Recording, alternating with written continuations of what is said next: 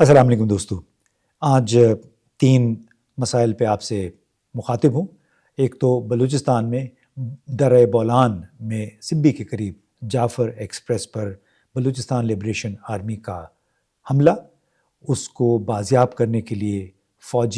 جاری فوجی آپریشن، اور دانش یونیورسٹی کی تعمیر کے لیے 190 ملین پاؤنڈ یا 54 ارب روپے استعمال کرنے کا حکومتی فیصلہ. یہ وہ پیسے ہیں جس کا الزام لگایا گیا تھا عمران خان پہ کہ انہوں نے چوری کر لیے ہیں. کچھ عرصہ پہلے تک بشمول وزیر اعظم کے سبھی یہی کہہ رہے تھے. اس کے ساتھ ساتھ شہباز شریف نے، ہمارے وزیر اعظم نے، غزہ پہ ایک بیان بھی دیا ہے ٹویٹر کے ذریعے. یعنی ایکس پہ انہوں نے ایک بیان دیا. اس بیان میں انہوں نے کہا کہ غزہ کو خوراک اور ادویات سمیت انسانی امداد کی معطلی اور فلسطینی علاقوں کی بجلی منقطع کرنے کی پاکستان شدید مذمت کرتا ہے. ایسے اقدامات لاکھوں بے بس فلسطینیوں کی زندگی کو خطرے میں ڈال رہے ہیں. اب جناب یہ بیان ایکس کے ذریعے، یعنی سابقہ ٹویٹر کے ذریعے سامنے آیا ہے ایسی صورتحال میں جبکہ پاکستان میں ایکس پر پابندی ہے. یہاں تک کہ خود وزیر اعظم شہباز شریف نے بھی غزہ پر اپنا بیان پوسٹ کرنے کے لیے بظاہر VPN کا استعمال کیا ہے. اور یہ ایک ایسے وقت میں بیان داغا ہے شہباز شریف نے جبکہ سیکیورٹی فورسز بلوچستان میں بولان پاس کے قریب اس ٹرین اور اس کے یرغمالیوں کو بازیاب کرانے کی کوششوں میں مصروف تھے جس پہ بلوچستان لبریشن آرمی نے حملہ کیا. اس کو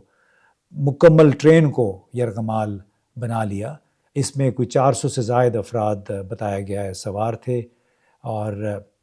اسلام آباد میں اس کے برعکس یہ ایک فیصلہ ہوا جو کابینہ کا اجلاس تھا کہ 190 ملین پاؤنڈ یا 54 ارب روپے جو کہ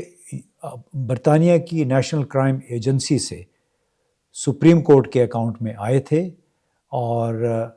یہ ایک ڈیل تھی جو نیشنل کرائم ایجنسی اور ملک ریاض کے درمیان ہوئی تھی، اور اس ڈیل کے تحت یہ پیسے سپریم کورٹ کے اکاؤنٹ میں منتقل ہو گئے تھے. اور طے یہ پایا تھا کہ اس کو ظاہر نہیں کیا جائے گا، اور اس وقت سے پھر یہ پیسے سپریم کورٹ کے اکاؤنٹ میں پڑے ہوئے تھے 2022 سے یا 2021 سے شاید. اب آج جو کابینہ کا فیصلہ ہوا اس وقت تک، اس سے کچھ عرصہ پہلے تک پاکستان مسلم لیگ نواز کی پوری قیادت یہ دعوے کرتی رہی کہ سابق وزیر اعظم عمران خان نے یہ رقم چوری کی ہے. بلکہ ان کے ماشاءاللہ پروفیسر ڈاکٹر احسن اقبال جو وفاقی وزیر منصوبہ بندی ہیں، انہوں نے تو چند روز قبل آکسفورڈ یونیورسٹی میں یونین ڈیبیٹ کے دوران الفاظ استعمال کیے کہ Imran Khan siphoned off 190 million pounds. یعنی سائفن آف کا مطلب ہوتا ہے کہ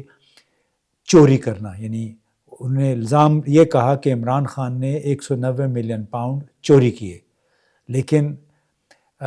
سوال یہ کہ اگر یہ ڈیل، یہ رقم سپریم کورٹ کے اکاؤنٹ میں پہنچی، سپریم کورٹ کے اکاؤنٹ میں، اور ملک ریاض اور نیشنل کرائم ایجنسی کے درمیان ڈیل کے نتیجے میں، تو پھر عمران خان نے یہ رقم چرائی کیسے؟ یہ معلوم نہیں اس کی منطق کیا ہے. اور اس سے سوال یہ بھی پیدا ہوتا ہے کہ شہباز شریف کا بیان موجودہ حکومت کے تضادات کے ساتھ ساتھ کیا جھوٹ پہ بھی مبنی ہے؟ ان کے بیانیہ خاص طور پہ جو اس حوالے سے تھا کہ تمام لوگ مسلسل ٹی وی پروگراموں میں ہر جگہ پہ الزام لگاتے رہے کہ یہ 190 ملین پاؤنڈ عمران نے چوری کری ہے. لیکن جناب دلچسپ بات ہے کہ تازہ ترین بیان میں کابینہ کے اجلاس کے بعد باقاعدہ ویڈیو پیغام میں وزیر اعظم شہباز شریف نے کہا کہ سپریم کورٹ نے اب یہ رقم سرکاری اکاؤنٹ نمبر 1 میں منتقل کرنے پر آمادگی ظاہر کر دی ہے، اور اس کے ذریعے ایک دانش یونیورسٹی بنائی جائے گی سائنس سے ٹیکنالوجی، ایمرجنگ سائنس سے ٹیکنالوجی کے حوالے سے. تو اب اسے کیا کہیں، جھوٹ کہیں یا منافقت کی انتہا؟ شاید دونوں. اور یہ ایک ایسے وقت میں ان کا اجلاس ہو رہا تھا جب جعفر ایکسپریس پہ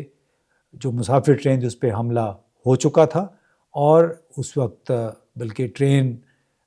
سے کچھ فائرنگ وغیرہ کی، دھماکوں کی آوازیں بھی آ رہی تھیں، اور سیکیورٹی فورسز وہاں پہ پہنچ رہی تھیں ٹرین کے یرغمالیوں کو بچانے کے لیے۔ اب یہ وہ لوگ تھے جو جعفر ایکسپریس تھی، اس پہ صبح کراچی سے چلی تھی، اور اس نے پشاور کے لیے اپنا سفر کا آغاز کیا تھا کراچی سے، اور B L A Majeed brigade, Baloch liberation army کے ایک مجید بریگیڈ ہے، یہ اس کو فدائین دستے بھی کہا جاتا ہے، اور فدائین وہ ہوتے ہیں کہ جو کہ بس جان پہ کھیل جاتے ہیں۔ تو انہوں نے پھر دعویٰ کیا کہ ایک سرنگ کے قریب پہنچتے ہی ٹرین پہ حملہ کیا گیا، دھماکے سے اس کو اڑایا گیا، اس میں شاید ڈرائیور بھی جاں بحق ہو گیا، اس کے بعد ٹرین کے کچھ حصے میں آگ بھی لگی، لیکن ٹرین کو پھر ادھر ہی روک کے اس پہ قبضہ کر لیا گیا بالکل سرنگ کے قریب۔ اس وقت تک یعنی رات کے یہ 12 بج رہے ہیں، ہمیں معلوم نہیں کہ تازہ ترین صورتحال کیا ہے، لیکن خاصی گھمبیر صورتحال ہے، کیونکہ اس ٹرین میں جو 400 سے زیادہ مسافر تھے، اس میں ایسے معلوم ہوتا ہے کہ سیکیورٹی فورسز سے جڑے کئی اہلکار بھی اس میں شامل تھے، اور ٹنل کے قریب جب اس کو روکا گیا تو اس کے بعد پھر سیکیورٹی فورسز کے لیے وہاں پہ مشکل ہو گیا آپریشن کرنا بھی۔ ایک اور مشکل یہ تھی کہ ایک تو مشکل علاقے کہ وہاں پہ پہاڑی سلسلہ ایک درہ ہے جہاں پہ یہ واقعہ پیش آیا، پھر اس کے ساتھ ساتھ دہشت گردوں نے عورتوں اور بچوں کو ایک لحاظ سے ڈھال بنایا ہوا ہے، اور جس کی وجہ سے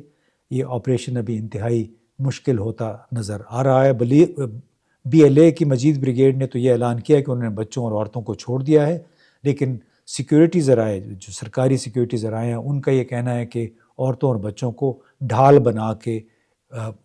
بی ایل اے کے جو دہشت گرد ہیں یا عسکریت پسند ہیں انہوں نے اس پہ قبضہ کر رکھا ہے۔ اب ظاہر ہے سیکیورٹی فورسز جب تک یہ معاملہ ختم نہیں ہوتا وہاں پہ اپنی بھرپور کوشش کریں گی، لیکن دلچسپ بات یہ ہے کہ یہ حملہ بھارتی ذرائع ابلاغ کے لیے بڑی خصوصی توجہ کا مرکز بن گیا ہے۔ دن میں 3-4 مرتبہ میرے بھی انٹرویو ہوئے، لوگوں نے این ڈی ٹی وی، ویون ٹی وی، نیوز 90 جو دلی میں بڑے ٹی وی چینل ہیں، انہوں نے مسلسل ایک خصوصی اس پہ ٹرانسمیشنز بھی کیے، خصوصی سیگمنٹس بھی کیے، اور مزے کی بات تھی ہم سے پہلے انفارمیشن جو تھی وہ دلی پہنچ رہی تھی، تو اس سے آپ اندازہ لگا سکتے ہیں کہ بھارت کی کیا انوالومنٹ بلوچستان میں ہے، یعنی کیوں اتنی ان کو خصوصی دلچسپی ہے۔ بلکہ تو صبح صبح بھی انہوں نے این ڈی ٹی وی والے کہہ رہے ہیں کہ آپ ہمارے ساتھ لائیو انٹرویو کریں۔ تو ہندوستانی جتنا بھی میڈیا ہے، سوشل میڈیا ہے، وہ مسلسل اس واقعے کو استعمال کر رہا ہے، بلو اپ کر رہا ہے،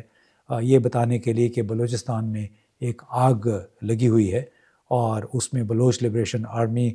اور براس، آپ کو ہم نے بتایا تھا 1-2 دن پہلے ایک ہم نے ویلاگ کیا تھا کہ اس براس جو الائنس ہے جس کا مطلب بلوچ راج اجوئی سنگر، اس میں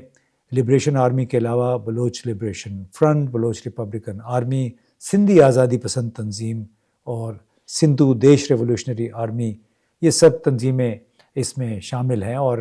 اسی سے یہ لگتا ہے کہ یہ تمام کسی بیرونی قوت کے اعلی کار ہیں، کیونکہ ان تمام گروہوں نے چند دن پہلے جو اپنا 3 روزہ اجلاس کیا اس میں انہوں نے یہ دعویٰ کیا تھا کہ بلوچ قومی تحریک کو فیصلہ کن مرحلے میں داخل کرنے کے لیے اس اجلاس میں اہم فیصلے ہوئے، ایک بلوچ قومی فوج تیار کرنے کا اس میں اعادہ کیا گیا، اور کہا گیا کہ متحدہ جدوجہد ہم کریں گے، اور اس متحدہ جدوجہد کا اور متحدہ ایک جوائنٹ مشترکہ آرمی بنانے کا عمل، بنیادی مقصد اس کا جو ہے وہ بلوچ مزاحمتی قوتوں کو منتشر کارروائیوں سے نکال کر ایک منظم، مربوط اور فیصلہ کن قوت میں تبدیل کرنا ہے۔ دشمن کی پاکستان کی فورسز کو دشمن کی انٹیلیجنس، دشمنی کی فوجیں کہتے ہیں، تو دشمن کی انٹیلیجنس برتری کو مکمل طور پہ ختم کرنے اور اس کی پوزیشن کو کمزور کرنے کے لیے بھی ایک نئی حکمت عملی ترتیب دی گئی ہے، نئے آپریشنز کیے جائیں گے۔ اس اجلاس میں یہ فیصلہ ہوا تھا، اور ساتھ میں یہ کہا گیا کہ جتنے F C, army, levies, police اور سرکاری محکمے ہیں ان کی تنصیبات پہ دباؤ بڑھایا جائے گا، اور ہم نے دیکھا ہے کہ گزشتہ 3 مہینوں کے دوران ایف سی اور لیویز کے ٹھکانوں پہ، تنصیبات پہ کافی حملے ہوئے ہیں۔ تو اب انہوں نے باتیں تو بہت ساری ہیں اس حوالے سے کرنے کی، لیکن جو تازہ ترین جو یہ واقعہ ہوا ہے اس سے یہ لگتا ہے کہ ایک نئی حکمت عملی انہوں نے اختیار کی ہے، جس کا اعلان براس نے کیا تھا، اور یہ کہ جو ہمارے کمیونیکیشنز کا نیٹ ورک ہے، یعنی مواصلاتی ڈھانچہ، پہلے ٹرین اور گیس پائپ لائن اور بسوں پہ یہ حملے کرتے تھے، اس مرتبہ انہوں نے مکمل ٹرین پہ حملہ کر کے اس ٹرین میں ان کو انسائیڈ انفارمیشن شاید ملی ہوگی کہ اس میں کچھ فوجی اہلکار بھی سفر کر رہے ہیں، تو اس طرح انہوں نے سویلین اور غیر سویلین اہلکاروں اور عام شہریوں کو اس حملے کا نشانہ بنایا ہے، یعنی ایک کمبینیشن ہے کہ آپ نے کمیونیکیشن انفراسٹرکچر یعنی ٹرین پہ حملہ کیا اور اس میں پھر سوار سول اور غیر سول جو افراد ہیں ان کو یرغمال بھی بنا لیا۔ صورتحال اس وقت بھی بڑی نازک ہے اور بی ایل اے یرغمالیوں کے بارے میں دعوے کر رہی ہے، مختلف تعداد و شمار آ رہے ہیں، لیکن ظاہر ہے یہ تعداد قابل اعتبار نہیں ہے۔ سرکاری طور پہ ابھی جانی نقصانات کے حوالے سے کچھ نہیں بتایا گیا ہے، لیکن ایک حقیقت بہرحال یہ ہے کہ بلوچ لبریشن آرمی کی مجید بریگیڈ نے ایک بار پھر گھات لگا کر ایک بڑے ٹارگٹ پر حملہ کیا ہے اور سیکیورٹی اداروں کو بلا شبہ ایک زبردست طریقے سے چونکا دیا ہے، ایک جھٹکا دیا ہے۔ آپ کو یاد ہوگا نومبر میں کوئٹہ اسٹیشن پہ بھی ایک ایسا ہی حملہ ہوا تھا جس میں کم از کم 28 جانیں ضائع ہو گئی تھیں، اور اس سے لگ رہا ہے کہ جو سیکیورٹی کے نظام کی کمزوریاں ہیں وہ بھی بے نقاب ہو رہی ہیں، کیونکہ جو کوئٹہ اسٹیشن پہ حملہ تھا اس کے ساتھ ساتھ 2-3 ایسے حملے تھے جہاں پہ براہ راست غیر فوجی پولیس کے جو ٹھکانے تھے وہ براہ راست نشانہ بنے تھے، جس کا یہ لگتا ہے کہ انسائیڈ انفارمیشن ان کے پاس اندرونی طور پہ ان کو انفارمیشن مل جاتی ہے کہ کون کس طرف کو سفر کر رہا ہے، تو یہ لگ رہا ہے، ایسا محسوس ہوتا ہے کہ کوئی اسٹینڈرڈ آپریٹنگ پروسیجر نہیں ہے، خاص طور پہ ان لوگوں کے لیے،